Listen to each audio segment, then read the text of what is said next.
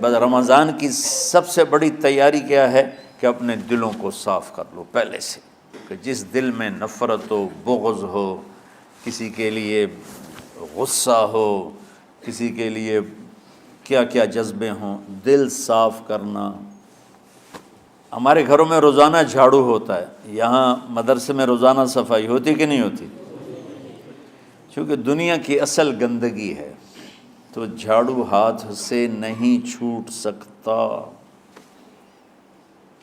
حرم شریف میں دیکھا کیسے چاروں طرف خدام پھر رہے ہوتے ہیں برش لے کر، تو دل پہ غبار ایسے آتا ہے جیسے صحن میں غبار آتا ہے،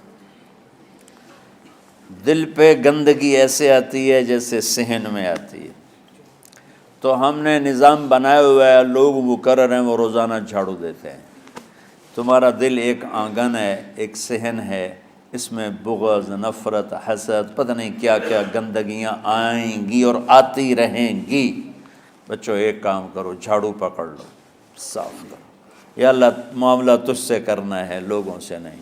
کسی نے برا کہا، کسی نے غیبت کی، کسی نے گالی دی، کسی نے دھکا دیا، کسی نے حق مارا، کسی نے کچھ کیا، یا اللہ تیرے سپرد میں نے اپنے دل کو سب سے صاف کیا، میں نے اپنے دل کو سب سے صاف کیا۔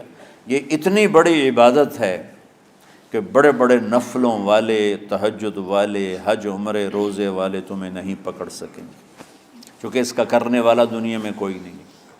نفل پڑھنے والے تو بے شمار ہیں، عمرے کرنے والے بے شمار ہیں، علماء بے شمار ہیں، حاجی بے شمار ہیں، سخاوت کرنے والے بے شمار ہیں، لیکن اس ٹکڑے کو صاف کرنے والا لاکھوں میں ایک بھی نہیں ہے۔ مشکل کام ہے، آپ یہ سیکھ لیں، صاف کرو، صاف کرو، صاف کرو۔ یہ رمضان کی سب سے بڑی تیاری اور علم کو حاصل کرنے کی سب سے بڑی چابی ہے کہ اپنے دل کو کھلا کر لو۔ کوئی چیز خالی ہوگی تو کچھ آئے گا۔ جس دل میں بغض بھرا ہو، نفرت بھری ہو، حسد بھرا ہو، کینہ بھرا ہو، اس میں خاک آئے گا، اس میں تو علم کی ایک کرن بھی نہیں آئے گی۔ اس زبان سے چاہے جتنے مرضی موتی بکھیرے، دل اس کا اندھا ہوگا۔ لا تعمى الابصار ولكن تعمى القلوب التي في الصدور۔ یہ آنکھوں سے اندھے نہیں، دل سے اندھے ہیں۔ تو بچوں اپنے دل کو صاف کرنا سیکھو۔ وہ کتنی مشہور حدیث ہے، آپ نے کہا اس دروازے سے ایک جنتی آ رہا ہے، تو ایک انصاری صحابی داخل ہوئے، جوتا ہاتھ میں، داڑھی میں وضو کا پانی۔ اگلے دن اس دروازے سے ایک جنتی آ رہا ہے، تو ایک صحابی آئے، ہاتھ میں جوتا، داڑھی میں وضو کا پانی، وہی صحابی۔ اگلے دن اس دروازے سے ایک جنتی آ رہا ہے، تو وہی صحابی 3 دن جنت کی بشارت لی انہوں نے۔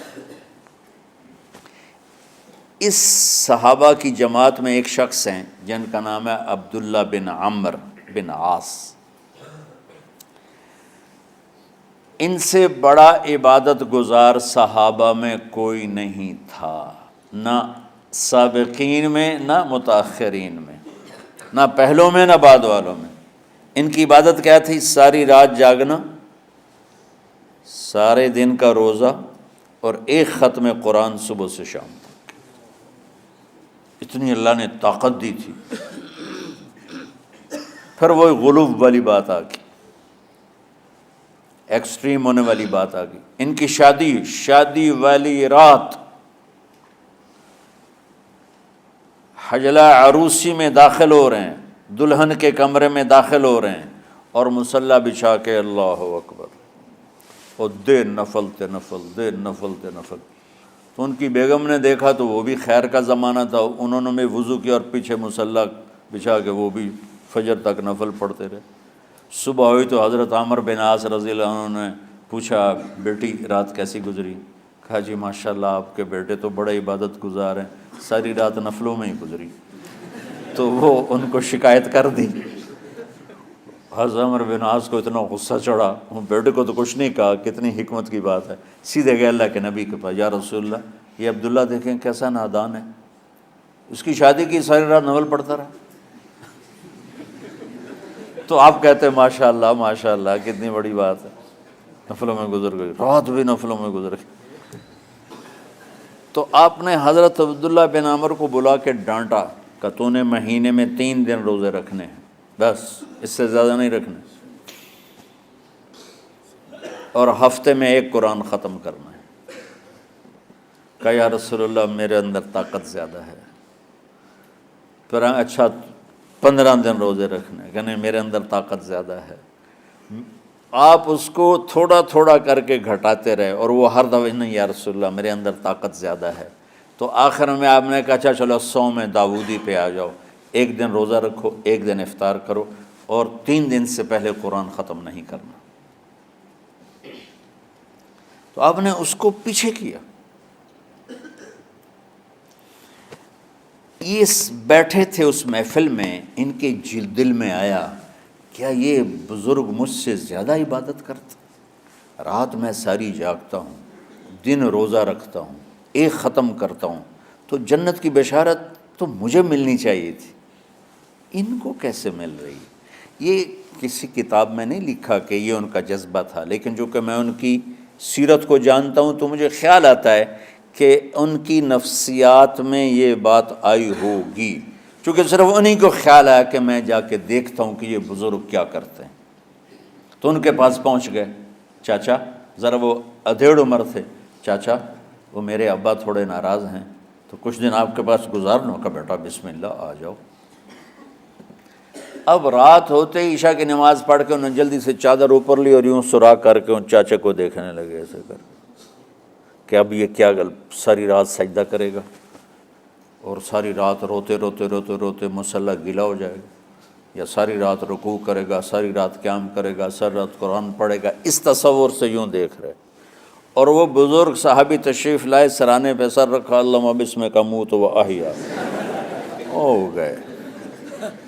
اب یہ دیکھ رہے ہیں ابھی اٹھیں گے، ابھی اٹھیں گے، ابھی اٹھیں گے، اٹھے نا، فجر کی اذان پہ اٹھے۔ اب یہ تو حیران پریشان ہو گئے کہ یہ کیا ہو؟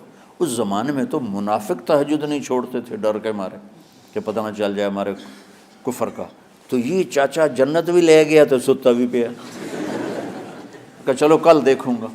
اگلی رات پھر چادر سر پہ کر کے اور یوں سوراخ کر کے لیٹے ہوئے اور دیکھ رہے۔ چاچا پھر تشریف لائے اور سرانے پہ سر رکھا، اللہم بسمک اموت و احیا، ہو گئے۔ فجر کی اذان پہ اٹھے، یہ اور پریشان ہو گئے کہ میرا نبی کا فرمان تو سچا ہے، اس میں تو شک بھی کفر ہے، لیکن عمل کیا ہے جس پر اس کو جنت کی بشارت ملی؟ 2 رکعت نفل بھی نہیں۔ اور آج کے دور میں تم میں سے ماشاءاللہ اکثر بچے تہجد پڑھتے ہیں کہ 1 رات اور دیکھوں گا، تیسری رات اللہم بسمک اموت و احیا، ہو گئی ساری رات۔ تو تیسری رات پھٹ پڑے عبداللہ بن عمر، کہنے لگے چاچا میری ابا سے کوئی لڑائی نہیں تھی، 3 دن میں تیرے بارے میں سنتا رہا، جنتی جنتی جنتی۔ میں دیکھنے آیا تھا کہ آپ کیا کرتے ہیں، آپ تو کچھ بھی نہیں کرتے ہو، ساری رات سوتے رہتے ہو، اب کیا کرتے ہو؟ انہوں نے کہا بیٹا یہی ہے جو تم نے دیکھا ہے۔ اب ان کو سمجھ میں نہیں آ رہا کہ یہ جوڑ کیسے بٹھاؤں، ادھر جنت کی بشارت، ادھر ساری رات خراٹے، اب یہ اس میں جوڑ کیسے بٹھاؤں، کیونکہ نبی کی بات تو غلط ہو نہیں سکتی۔ تو اب وہ نا ایسے نا بڑے بے دل سے ہو کر واپس مڑے، پتہ نہیں کی چکر ہوئے گی کوئی گل۔ جب وہ دروازے تک پہنچے تو کہنے لگے بیٹا ادھر آنا، واپس آ گئے۔ کہا میں تمہیں اصل راز کی بات بتاتا ہوں۔ کہا کیا ہے کیا ہے؟ تو یہاں ہاتھ رکھا، کہا یہ جو دل ہے نا اس میں کسی انسان کی نفرت نہیں۔